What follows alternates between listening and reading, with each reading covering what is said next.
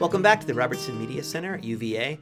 Let's continue our instruction on Audacity by discussing sync lock, special effects, and exporting your final file.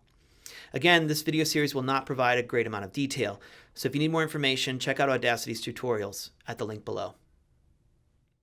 Let's talk about sync lock. So you remember how we were showing how if you try to delete something, everything's going to shift down. So if I come in here and I say, oh, I don't want this part, and I hit delete, you see how that all shifts over? And then I've lost sync with all my other files. I'm going to Command Z, undo that. And then I'm just going to go ahead and use the view, track size, fit to height, and then, I can see them all at once. Right? I have all these synced up in this file. This is one of my example files, Supernatural Podcast. And I just want to get rid of this one little phrase. So I'm going to click here and play it for you so you can hear the difference. And then I suddenly noticed that there was no path at all, and I was completely lost.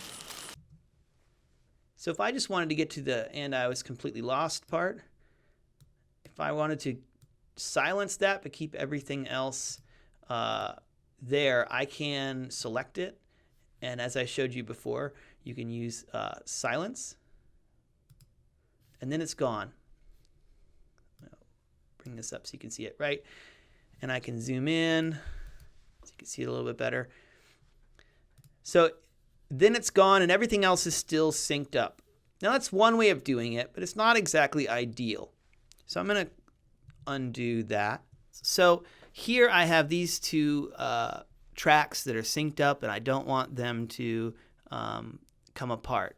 And if I move one, you can see now it's going to get totally messed up, right? I can't move it around without selecting all of them, and that becomes a problem. So the easiest thing to do is to go to Tracks and turn on Sync Lock.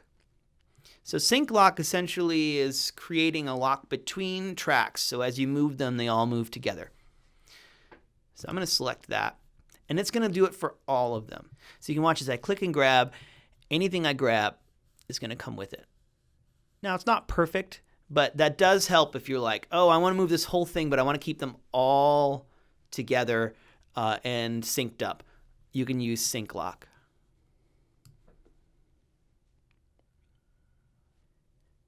Okay, I've cleared out everything except for the voice track. Now I'm going to show you a couple effects that you can use. So first, where are the effects? They are up here under the effects menu, and you have lots to choose from. Way too many. A couple that I want to point out that you can play around with. I mean, you can play around with any of them, but try these out first. The first one I would do is noise reduction. So if you have a lot of noise, click on that, and that is going to do an automated process to try to remove some of the noise in the background. Now, again, you can't remove all noise, and it's not going to be perfect, but it might help your project. So give that a try. Another thing you can do, if you want your audio to sound a little bit more like it's a radio broadcast, often for broadcast, they put it through a compressor, which is going to kind of normalize all the audio. Now, I don't like the way that sounds for like a narrative podcast project, but if you want that radio sound, you can do that. So you go to Effect, go to Compressor, but just try it on the default. And you see what that does. It brings all of the volume up to be about normalized. Now let me play that with the compressor. I don't know why I went to Romania. It was the cheapest flight, and I love Dracula movies. Now I'm going to undo it and play that same section. I don't know why I went to Romania. It was the cheapest flight, and I love Dracula movies. See the difference? So that's what a compressor can do for you. And some professors will prefer that you use that. It's certainly a broadcast standard for radio. Another thing you can do, if you listen to a lot of radio broadcasts, you've probably heard how nice voices sound. For instance, sometimes they kind of have a low, booming-y sort of sound. And they just do that through adding an equalizer. So make a selection. And actually, the easiest thing to do would be to hit select over on the left side to select all of the audio. go to Effect and drop in Equalization. Now this looks really complicated, but essentially it's just all the frequencies of your voice across the bottom and how loud or soft they are over here. So what you want to do is find a frequency of your voice that you think is going to sound particularly flattering.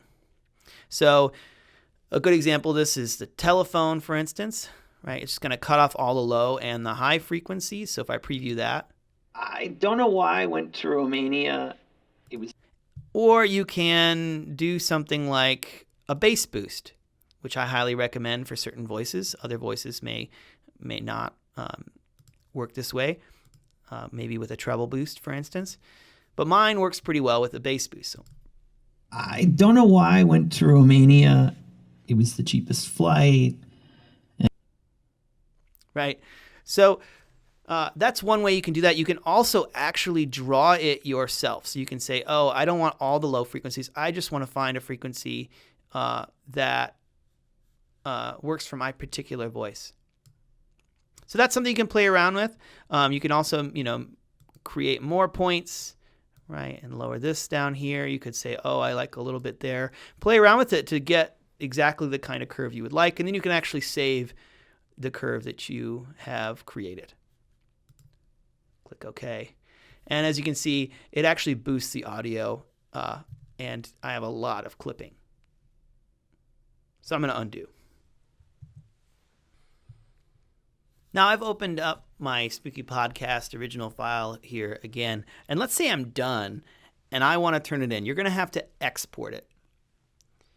Now, the first thing you might be wondering is, what's the difference between saving and exporting? I've been saving it all along, which you should be saving as you move through the project. If you go to File, Save Project, and Save Project As, it's going to tell you a warning, and this is really important. Saving the project is for an Audacity project, not an audio file. For an audio file that will open in other apps, use export. This is really important because saving a file, it's called an AUP file, is only something you can open in the program Audacity. If you want to be able to open it on anything else, you're going to have to export it. Now, you should be saving this so you can reopen it yourself as an AUP, and then make sure you save that on an external drive or put it on the cloud. But I'm going to save this project as, okay? And then I put it on my desktop, for instance, and click Save. It's a great way to save the file if you want to return and continue editing. But let's say I'm completely done. If I go to File, you see there's a menu for Export. Now, this is where you're going to have to look at your project guidelines. There are different types of files that you can export. For most classes that I've taught in, the professors prefer an MP3. This is where you can see export as MP3. But make sure you could also have an assignment that, for instance, wants a WAV. The difference between the two is an MP3 is a really compressed file, so it's easy to share online, for instance. It's easy to send or turn in a smaller file size, but it is compressed, so you don't have as much quality in terms of the sound. If you want a raw audio file without any compression, that's a WAV. But again, it's very big compared to an MP3. So I'm going to recommend an MP3 for most projects. And this is where you can select your settings. So I would choose the highest quality you can, because even that is going to be significantly smaller than a WAV. But your professor also might have recommendations on how many kilobytes per second. You can leave the rest as is. Fast is fine. Joint stereo is fine, unless you want to export as a mono and your professor wants a mono track. But I highly recommend a stereo. Now, it's going to mix it down into a stereo track. So you have mono tracks and you have some stereo tracks. It'll actually mix it down all into one file, into one stereo track. So if you have a mono track and you moved it all the way over to the left, that's going to be on the left side in your stereo, your final stereo file. So here I'm going to choose desktop and click Save. Again, they'll be mixed down and exported as one single stereo file. Now this is going to pop up by default, and it's simply just the metadata tags. So here's where you go, oh, none of this is right, clear it, and you can put anything you want in here, or you can just leave it empty, but I would definitely clear it. So I'll click OK, and now it's exporting. And now you can see that it's done exporting, and I have my file, my MP3 file, which is right next to my AUP. You can see when I save that, it also has this data here. I would recommend that you create a new folder. You say, my test project, put your name on it or whatever you want to call that, and then put everything you used in one folder and keep it there. The important thing is that you keep all of your audio files that you used, which I didn't do here, right? I should have all of those, voice tracks and everything all in one folder so that I can return to that AUP and continue editing it on a different computer, for instance. But if you just want the file to turn in, here it is, the MP3 file, and you can see how large it is. It's 5.9 megabytes, which is not bad. You can even send that in an email.